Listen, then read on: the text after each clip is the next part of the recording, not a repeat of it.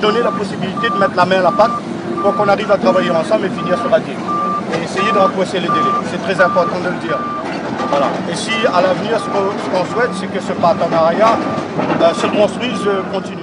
13 h, le dernier dumper arrive jusqu'au site de la rivière Saint-Étienne. L'effectif en moyens humains et mécaniques a été revu à la hausse en moins de 24 heures. Un renfort qui n'aurait pas été possible sans le coup de poing sur la table des transporteurs. Lassés d'être mis à l'écart des marchés publics, les petits transporteurs espèrent profiter un peu plus des chantiers.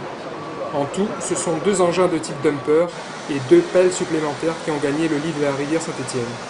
Mais la FNTR espère aussi ne pas être obligée de monter au créneau à chaque reprise. La cohabitation avec la SBTPC semble bien se passer. La SBTPC n'a pas été très réticente finalement, elle a accepté... Bon, au départ, il était un petit peu réticent, mais vous savez, on a réussi à lui faire entendre raison. Et je pense que je peux dire que la raison l'a emporté. Comme vous avez pu le constater, ce n'est pas un gros chantier, ce n'est pas un énorme chantier où il demande nécessairement un gros effectif. Mais au moins, on a pu faire participer d'autres entreprises, surtout qui n'avaient pas de boulot.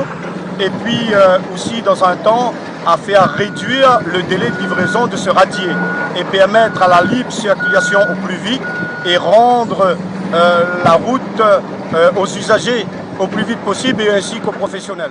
En tablant sur un délai raccourci, c'est aussi l'économie de toute la région sud qui s'en retrouvera libérée. L'économie du sud pourra retrouver son cours rapidement.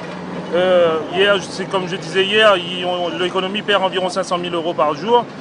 Les entreprises de Saint-Louis qui sont pénalisées, la ville de Saint-Louis qui est pénalisée avec les embouteillages, et aussi Saint-Pierre qui est un peu coupé du monde, parce que pour rejoindre Saint-Pierre, où il faut prendre plus de 2 heures, j'espère que d'ici cette fin de semaine, tout ça sera rétabli. Réunion de commission de transport à la Chambre de commerce.